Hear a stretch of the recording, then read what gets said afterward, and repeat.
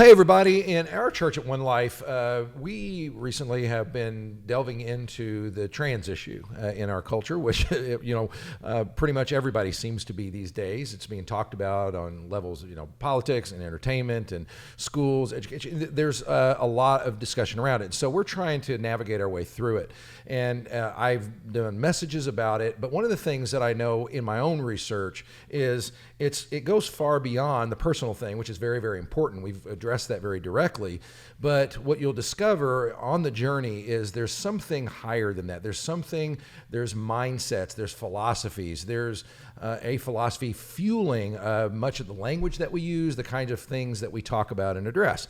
And so I wanted to make sure we had a resource. So if you're interested in that angle, and I think you should be, because it will help you as a Christ follower or just someone who's curious about these things to really understand the history behind this, what those philosophies really are, where they came from and why. And so I have a friend here who's been in small groups with me before, has been in our church for a number of years, but his day job is a philosopher, and his name is Ron Mercer, Dr. Ron Mercer, and I wanted him just to be available to us to walk us through some things and ask some questions of. So, Ron, thanks for being here, and I'd like you just to introduce yourself by saying kind of what that means to be a philosopher and what your credentials are behind that, and anything else that you think is relevant or important. Being a philosopher means that you can never explain to your mother what it is you really do.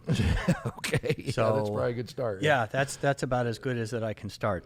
My history is I started off as a chemical engineer, and I decided that I hated that line of education. I felt like I should give back to the church, so I decided I'd go to seminary, although I had no idea what I was called to do in the seminary. Right. So I have an MDiv from Southern in Louisville.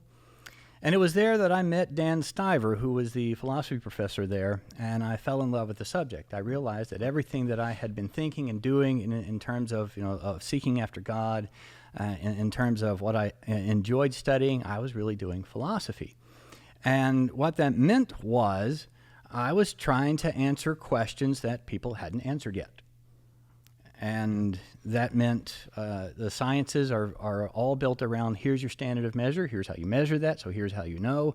And philosophy always kind of takes the view of, we're just going to take a stab at this difficult question and hope that we get a better answer than we got the last time.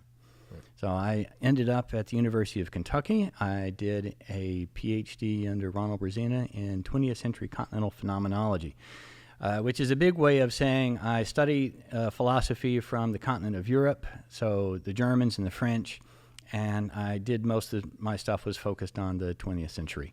So that would be people like Heidegger, Levinas, Derrida, Foucault is in there, right. And that's my group. Now, when we were in a group together years ago, we used to, for entertainment, have you say what your doctoral thesis was. Can you say that for everybody? Because if you okay. Remember. Let's see, what was it? It's been a few years. Yeah, it is. Yeah. Okay, it was the infinite as originative of the human as human, a phenomenological explication of the philosophy of Emmanuel Levinas. Yeah, see, they're entertaining. It's kind of, we used to have him say that just in the middle of the group, just so we could all go, we have no idea what you're talking about right now. So there's, but that's all right. Neither did fascinating. You didn't either. Okay, but you faked your way through it, but here you are. Okay. So we had lunch as I was kind of discovering these things, and you hear the name Foucault. You hear a lot about these things when you delve into this subject that again that is affecting our culture everywhere. And so what I wanted him to do was just kind of walk us through with the purpose in the end, if you're a Christ-centered person, to like, how do I get my bearings? What else is going on so I know how to think about it, or just kind of have some framework that I can kind of navigate some of what's going on. So I want to start with who, in your view, are the most important thinkers and cultural influencers from the philosophy realm that are impacting the discussion that we're currently having in our culture? Who's impacting? Okay, the two probably most prominent of the philosophers would be Foucault on the one hand from the French, Karl Marx from the Germans. So if we're thinking specifically about the transgender issue, then Foucault is let's see, how do we say this very nicely? He felt oppressed because he had homosexual tendencies and pedophilia tendencies. And of course, he felt like that was not necessarily very accepted in the mid-20th century. Right. And he worked on a philosophy that started thinking about how could something like these things that he felt be considered includable in society. Right. And the way he went about that was first to start looking at history. What has history said about those ideas? And not just that, he went over history of, history of not just sexuality. He went over discipline with regard to being in prison, discipline in the military. He would pull apart history to look at how did we arrive where we are. And what he found is that history was not a straight line arriving at some place, but that historically people thought all kinds of different things along the way. And he thought, well, if at one point we thought that the person who heard voices, the schizophrenic, might be the wise person in the village, and we can go check with the schizophrenic, what are you hearing from beyond? Now we just say, well, the schizophrenic just needs some help. But there were times in the middle where the schizophrenic probably just needs maybe to be gotten rid of, put in prison, maybe even just murdered. Therefore, his thought was, history has dealt with this in lots of different ways, and we can't really say which way is the right way. Okay. When it got to his history of sexuality, he was thinking the same thing. Let's look at the history of sexuality. So if you go back to ye good old ancient Greeks, even in biblical times, one of the things that Paul is writing against is he would say, look, you don't need to go, O Corinthians, to the male prostitutes. That would be a bad thing. And he also said, you also need to recognize that those, and this was a practice in the ancient world, where an older male would help a younger preteen, teenage boy grow into sexual maturity by having some kind of demonstrative sexual relationship with him, showing him the ropes. Right. And Foucault said, well, Paul was against it, but most of the ancient world seemed to be for it, or at least to some degree. Why don't we trace this through history? And again, it seemed as though history kind of went up and down as to whether they were going to be, very strict on sexual norms or very permissive on sexual norms. Right. And so he says, seems as though this whole strict or permissive just is a sign of the times. Okay. So perhaps what we can do is say, we can in fact move the times on our own to be more inclusive. And so he was making really an argument ultimately that the way he felt, sexually speaking, should be more acceptable. And there really is kind of evidence that was one of, or if not one of the drivers, that was the driver, is some of what he was really trying to come up with. I've got this stuff going on inside of me, and it's off from the norm, and I'm going to try to find a way to figure out how to make it the norm. I would say no, it wasn't his idea from the very beginning. Right. Very beginning, his history of sexuality is one of the last things he does. Prior to that, and this is something that you'll hear talked about in modern day stuff and the modern arguments, is the issue of power. That everything is this power structure, power struggle. Okay, so Marx is in the closet over here on this one, but he was concerned that how that history moved was a representation of who had power at the time. Right. So if we could look at how power is fluctuating, we could understand that. He didn't have to understand sexuality, he wanted to understand power. Right. And one of the things that I think that gets misunderstood is that when he talks about power, it is not always oppressor and the oppressed. he found that very often power is helpful. I mean, it helps us get somewhere. It gives us direction. It helps us to overcome certain things. An example of this would be something like, just imagine how your suburbs are laid out. Okay? Every house in a row, every house lined up, you can always see the person across from you. And that seeing other people is a way of social control. Yeah. The very fact that if you look at the number of people who live in a city versus how many police that you have, how in the world can the police ever keep that population under control? Well, it's because they can see. We've built our cities so that that the police can just drive through and they can see pretty much what everybody is doing. I will never see my suburb the same again, because I do live in a place like that. Oh, okay. Well, neighbors. just think about this. Which part of your yard do you keep cut the best, the front part or the back part? Okay, I'll go with that. Yeah, it's the front. It's the front, the one everybody can see. One everybody sees. That's true. So in this sense, there is a sense in which this is power and control, but it can be used for a good purpose. Right. So it keeps the chaos down. So hooray for power. Yeah. On the other hand, boo for power if somebody, one of those people who sees has a particular agenda that doesn't agree with you, and that person can then oppress you in what you would like to accomplish. Right. So power can then be bad. Okay. So Foucault's major, and then so who else? You mentioned Marx was coming from Germany, and they're obviously generations apart and all that sort of thing. So yeah. But he's another major player. Why do you say that? Well, Marx brings about that real power dynamic. So if Foucault at some points has a power of oppressor and oppressed, he does, although it's not always built that way. Marx essentially says that this is how the world works. It works off of this dynamic of oppressor and oppressed. So the ruling group, there would always be this centralized power that would oppress others and force them to, create and make stuff for the elite group.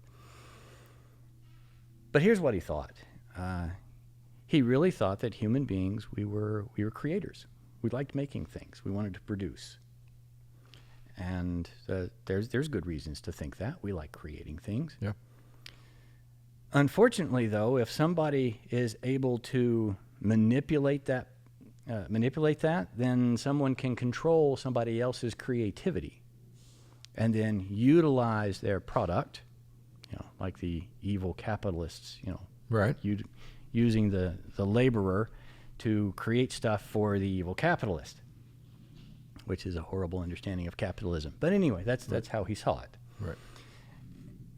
Now, in that sense, what the power structure did was the person who is a creator, first of all, is working for somebody else. His creativity is stolen. And the second thing is that his creativity is now limited because someone else is making the decisions for him. What if we had a society, a communal society, that wasn't being oppressed, and you could openly create? Then you could create all kinds of things. You could perhaps even create different identities for yourself. So that's where that picks up in the modern Okay, era. so because I always want to keep, I'm sure you do as well, like I want to keep bringing it back. At first, as you listen to Power, okay, and Foucault and all that, you think, okay, what's that have to do with where I am now? I looked up the other day, I just Googled how many genders are there, and I got one website that said 7. The very next website said 105. I thought, oh, okay. Well, there's a little bit of difference for one thing, but Right. also, but my bigger question was, okay, number one, why the difference? And where I am old enough to remember when there was just 2, and no one really argued with it. It was kind of a boring fact. No one ever even thought about it. But now everybody's thinking about it. So I want to keep, without jumping ahead, I want to keep tracing how we arrived at that place where it's very normal now to think that way, and just it took me 2 seconds to look it up. So that's where some of that came from, and keep tracing that lineage back. So how did that kind of step out towards a little closer to where we are now? Okay, it should be understood that in Western society, that men have often been more dominant than women in the society. And therefore you have a kind of power structure that gets resisted in feminism. Right. So we can do feminism historically. When you talk about feminism historically, you think about first wave, second wave, third wave. And the truth of the matter is that there isn't any such thing as feminism. It's plural. There are many different kinds, many different approaches. Okay, I didn't know where you were going for that. I was a little worried. Just many different ideas. Many different brands of the same essential idea. Of the same essential idea. Okay. So rather than do the historical analysis, let me just kind of drop in one of the basic ideas. Classical feminism wanted to state that men and women essentially are the same. Right. Okay. If you want kind of a touchstone person for this, we'll go back to the French. Simone de Beauvoir is a French writer. One of her most influential books is called The Second Sex, where she's looking at women who have been relegated or subjugated. And what she wants to say is look at the history. Think the way Michel Foucault does it. Look at the history. If you are looking at the ancients, then the ancient Greeks would say, human beings, what is that? Well, it's one essence, man, essence of man. That's what was really there. And then you say, well, what about women? Seems like there's two of them, right? Right. Right, there's two, but that doesn't mean two essences. It means essence of man, and then you've got woman. Well, what's woman? Woman was not as good as man.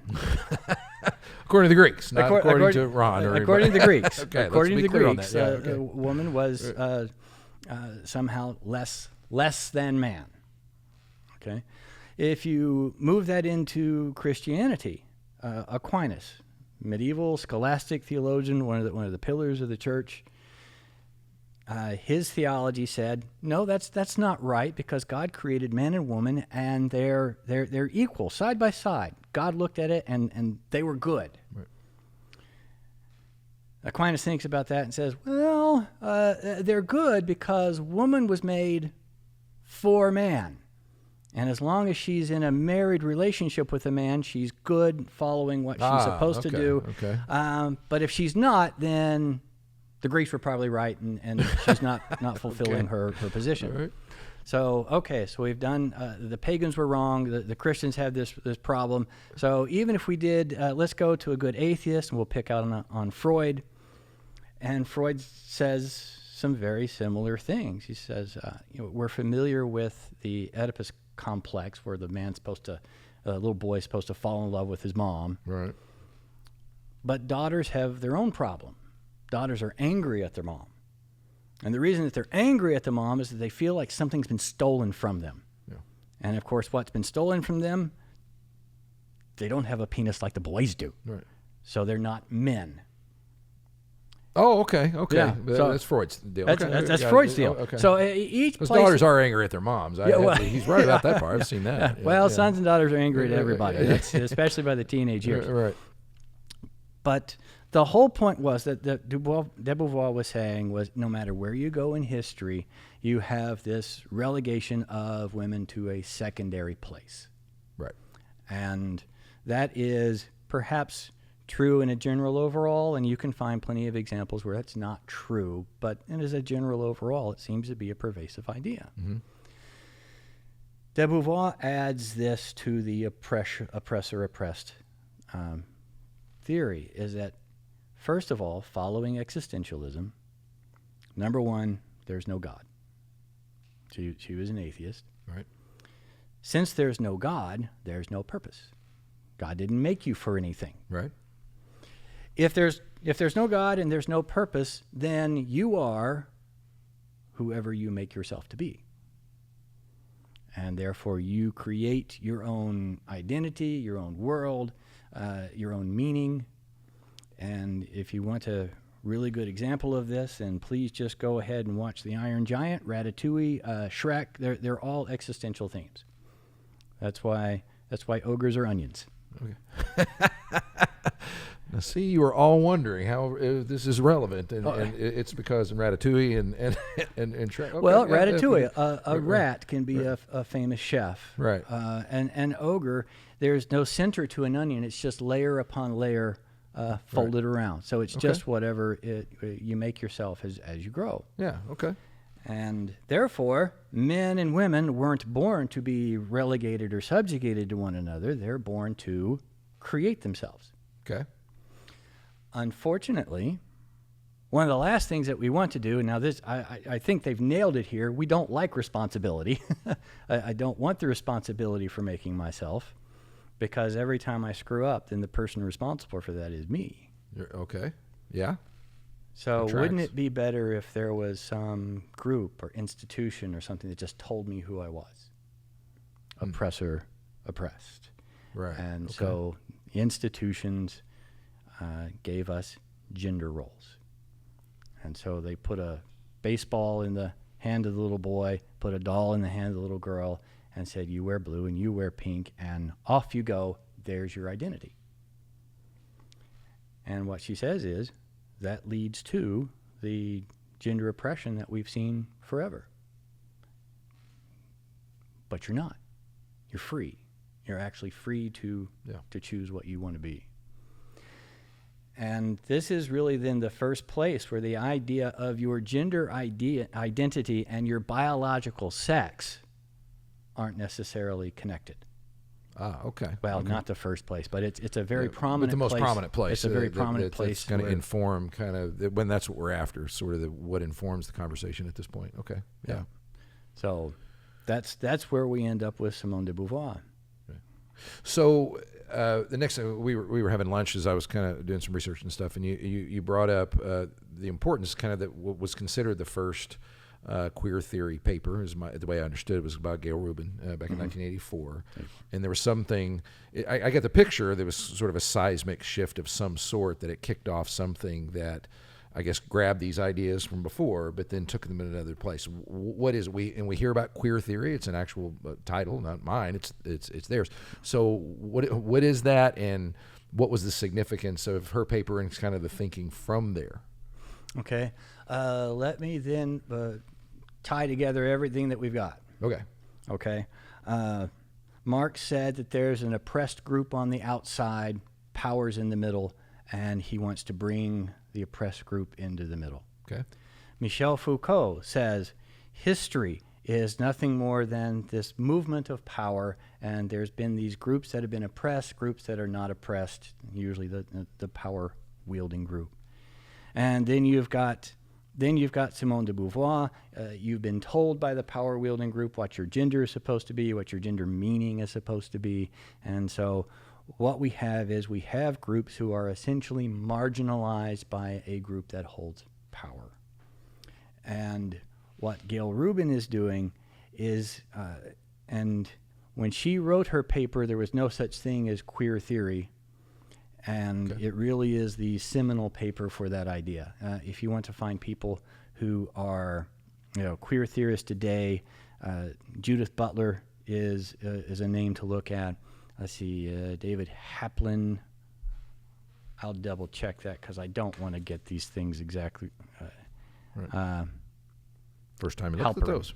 Yeah. Okay. David Halperin. Okay. And if you read them, you'll find a lot of advanced queer theory. Yeah. What it is, let's start off with that same idea: centralized power, people who are marginalized. Marx said it was all about economy. Well, we can just make that very, very much broader. The centralized power was the power of the normal. The normal people got to say we were normal, and then everybody else gets kicked out. Okay. Then who's the normal people? Well, especially in the West, if you are white, male, if you are heterosexual, and of course if you are Christian, these all go into the Christian same. is included, kind of. Oh yeah, absolutely. Okay, all right. Christian is included. Okay. So there is an expectation that Christianity is one of these power centers, and it has been. Yeah. There's no doubt. It has been. And the history of the church has sometimes been really positive. Think about the probably the hospital you were born in, probably a saint something or other. Yeah. And a lot of the schools that are built were built by the church. And the church has also been responsible for inquisitions and crusades. So its track record is, kind of all over the place. Okay. So Christianity has this position as part of the centralized power. Looking at it that way, the claim is not that God has said anything, but the church is just part of history, and the church is imposing a particular view on what the genders should be. Okay. So back to Gail Rubin. What she wants to do is she wants to make the declaration that if you look again historically, like Foucault does, okay, if you look historically, you will see that, and following Foucault, that the sexes and sexuality is nothing more than a historical construct. And just like Simone de Beauvoir, it's only because somebody told you what they mean and labeled these as deviant or out of bounds. And then there was the, right, straight group, which is, again, part of the power structure. The group that's normal is straight, and everybody else is somehow bent in the wrong direction. Yeah. And this is nothing more for her than a historical power grab. And is that what her definition would be when they say queer theory? Where the name come from? What's the idea behind that? Queering is then to say that centralized group, we need to decenter our society. Take away that centrality of power and diffuse it out amongst those who have been marginalized. So in that case, so this is an active. It's not just a suggestion. Is it lead to sort of an activism? If I kind of read her paper and think, okay, she's exactly right. I need to kind of push this idea towards towards the power structures. There's no doubt that Christian this guys. there's no doubt that this is an active plan. Okay. Now, is it that way? I guess when I hear that, the first thing I think is conspiratorial, like there's people pulling levers, or is it just the assumed truth by a lot of people that hold different levers of power? If what I'm asking is making sense, like how coordinated, or is there some mastermind with smoking cigars behind this the whole thing, or is it just kind of the assumed truth of a lot of different people that are heads of institutions or whatever else? As a central idea that there is a truth out there is kind of pushed out. And there's no doubt that, again, Christianity was a loud voice for, hey, there is truth. Yes. And as Christianity, especially in the West, starts to wane in its influence, the question then becomes what gets put in place. And usually the expectation is, well, there'll just be another power that comes into place. What they're trying to do is something more Marxist, and that is we'll put just a diffuse community into place where everyone is out creating on their own. So there will be the heterosexual who is creating his identity happily, and there will be the homosexual or even the pedophile, and that is all throughout her paper, where even pedophilia is something that we can see as no longer abnormal. But what queering means is that the concept of normality doesn't even exist anymore. There's no real normal standard of measure to say you're in the middle and you're on the fringes. Okay. Now, and at the risk of kind of veering off and taking our eye off the ball, we've also heard a lot over the last few years about critical race theory or critical theory, just leaving the race part out of it. Or is there a relationship between these things that we're talking about? Does that enter in the conversation, or is that something that's just a whole different stream? All of these things come from critical theory. And critical theory, if we see it, it is just an analysis of power structures. Okay. So whereas you can have a power structure that says that one gender is in power, or one sex is in power, or one sexual orientation is in power, or if you move over and say that one race is in power, all of these things are a kind of power structure.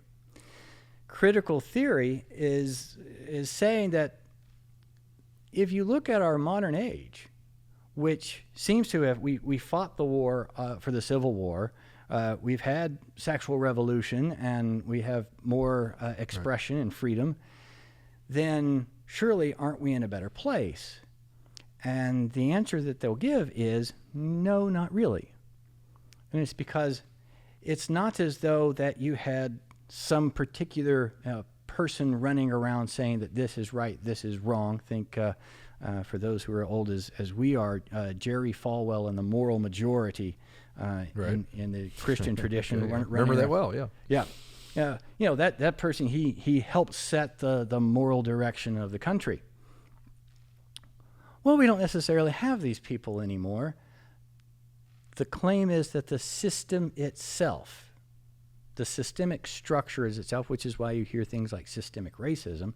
Right. You can hear all kinds of systemic prejudice, whether it's going to be race, whether it's going to be gender, whether it's going to be sexual orientation. And the claim is that the system is now the oppressor. And it doesn't have to be you or I, the individual, but since we are, you and I being white, straight Christian males, we're just recipients of that legacy. Gotcha. Okay. And so critical theory's job, as it sees itself, is to look into the system and see where is that oppression still happening. Interesting. So, all right, so as I kind of assemble all this together, and I'm looking at what's happening, and I'm looking up, and I can be told there's 105 genders, and I'm kind of size up the seeming. It seems like there's a battle almost for reality in some sense. Like there's a lot of current debate over what is a male, what is a female, does biology matter, does it not? And I'm a Christian person especially. How do I sort out how do I navigate this? And how would what do I need to be aware of, or how do I respond to it? Or just need to fly a white flag? What do I do to keep my sanity and to also, I don't know, just walk with a more sure faith in some things? Well, it's good you asked the philosopher, because answering questions that there might not be a good answer to, that's supposed to be my job. So that's what I just did, Yeah. First of all, the way I started with, there are lots of feminisms. There are lots of approaches going on out there. Right. And even, let me just say, in some sense, everything I've said today, there may be someone who believes in 105 genders who would agree with nothing that I said. Right. I'm sure we'll hear from them. Yeah. Fire away. That's comments below. Yeah. So therefore, it is not necessarily the case that you can simply study this argument and be prepared with this response, or study that argument and be prepared with this response. I think there are a couple things to keep in mind. Thing number one, when it comes to a critique of power, they're not necessarily wrong. Okay, there have been plenty of times when people have abused power. Right. That systemic power, systemic oppression is a thing, and we can debate what those things would be. Of course, obviously, you can free the slaves from the Civil War and not give them any. Not follow through on the 40 acres and a mule, the way that we were supposed to repair some of those relationships, and clearly that's not giving them a very helpful start. You can leave things segregated. You can leave things where they don't have a voice, and these are all ways in which the system keeps certain people down. So there can absolutely be systemic power, and we should always be against that. For Christians, we should be against that kind of oppression. Number two, that means on the other side, we ought to understand that no matter whether you are talking to somebody of a different race, different gender, different sexual orientation, everyone is a beloved child of God. That was a wonderful story. A journalist asked Mother Teresa about her stance on homosexuals, and her response was, "You mean beloved children of God." And he said, yes. Now about homosexuals, and she said, you mean beloved children of God. Right. So she would not even begin to address him until he called homosexuals beloved children of God. Yeah. So there really is an idea that everybody is there to be loved and reached out to, and we should then be open to what anybody brings, because I know God had to be open to me and what I brought, and that was none too pretty either. We'll have you elaborate on that next time. Yeah. Whatever that was. Look for this in the comments down below. On the other hand, one thing that people have to be aware of is it matters what you think. And when Christ gives his gift of salvation, it doesn't mean you have this gift, now you get to do with it whatever you want. That's good old-fashioned Gnosticism.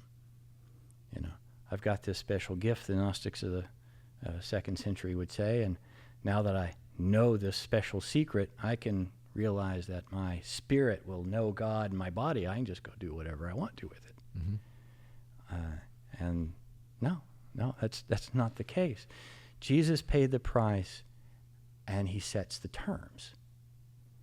And so we have to understand what Scripture teaches and understand that Christ sets the terms. And it may be that whatever your particular way of interacting with the world, your identity, however you feel inside, it may in fact not be part of the terms that Christ set. And therefore, as Christians, we have to, first of all, know that, understand it, and then in love, we have to be able to say, this is what I understand the terms to be. Exactly. I love that line. Jesus paid the price and he sets the terms. So it's a good way to just kind of walk that pathway between grace and works and the whole 9 yards. So, well, Ron, is there anything that I didn't ask about that I should have? I'm sure plenty of things, and I probably should have said 800 different things. That would have All right, but that would be my counsel to anybody that realize that there is far more going on behind a lot of what we're seeing in the culture than just the personal effects or feelings or whatever else. And I think it's a very important. And what I've learned more and more is that when you look at a biblical worldview, that's where it shines down to what's the nature of a human being, what's the nature of systems, what's the nature of a lot of things, of life. How do we know what's right and wrong? The Bible shines in that and can help us kind of navigate through that. So, but it's very helpful to know what's behind all these things. And so, thank you for your time and thank you for joining again. Leave comments and we can have him back and have him answer some hard questions that I won't be able to answer. Thanks. Thank you.